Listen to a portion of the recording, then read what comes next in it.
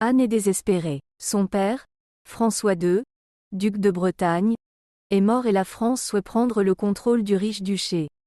Depuis son plus jeune âge, Anne a été invitée à épouser Édouard V, l'héritier du roi d'Angleterre, ou Henri VII, le prétendant usurpateur, mais l'alliance avec la France a toujours été rejetée. La petite duchesse se retrouve donc seule. La jeune héritière du plus riche duché est confrontée à des partis politiques opposés. Tout le monde discute pour savoir à qui Anna va donner sa main, car il est impensable d'imaginer qu'elle puisse gouverner seule.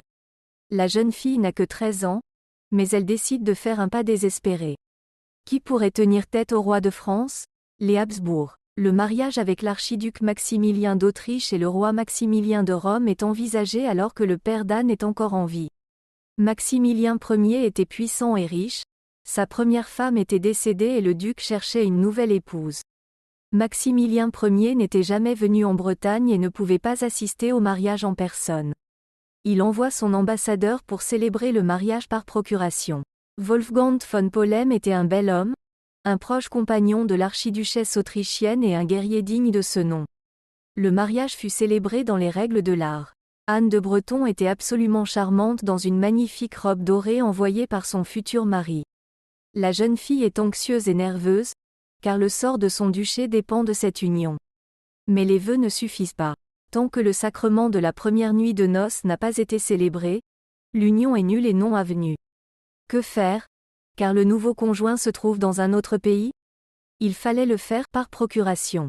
Après la cérémonie et le festin, l'ambassadeur entre dans la chambre d'Anne de Bretagne. Les dames de la cour enlèvent la robe dorée de la mariée, laissant la jeune fille en simple chemise. Anna s'allonge sur le lit et attend. Wolfgang von Polhem enlève son cafetan, ses chaussures et un mince bas de laine. Son pied nu touche à la jambe nue d'Anna. C'est la fin de l'histoire. Le mariage était considéré comme parfait. Il n'y a qu'un seul problème. Anne de Beaujeu, la sœur aînée du roi de France et une femme au caractère très difficile, n'était pas d'accord pour qu'un mariage contracté de cette manière soit considéré comme valide.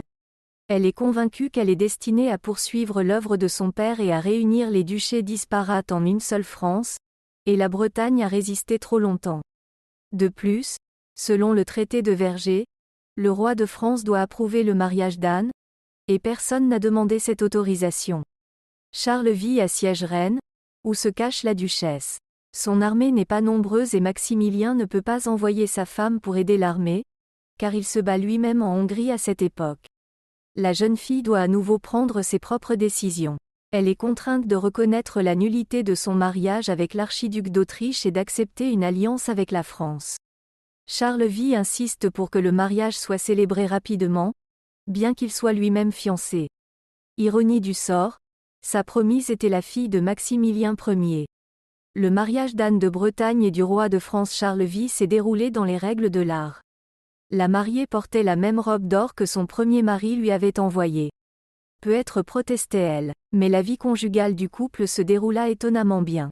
Les jeunes gens s'apprécient et se respectent mutuellement, et Anne prend plaisir à être reine. Charles V n'était pas particulièrement intelligent ou beau, mais il prenait soin de sa femme et faisait tout pour l'entourer de luxe et d'indulgence. Il a reconstruit des palais pour elle, et elle a dépensé d'énormes sommes d'argent pour de beaux vêtements, l'entretien de la cour et le mécénat. Seule ombre au tableau, les enfants d'Anne et de Charles meurent en bas âge.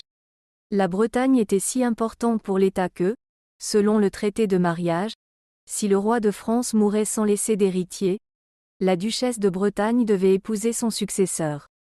Cette clause a joué un rôle important dans le destin futur d'Anne, car après la mort de son mari, elle se remariera, devenant ainsi la seule reine de France à avoir été mariée à deux rois.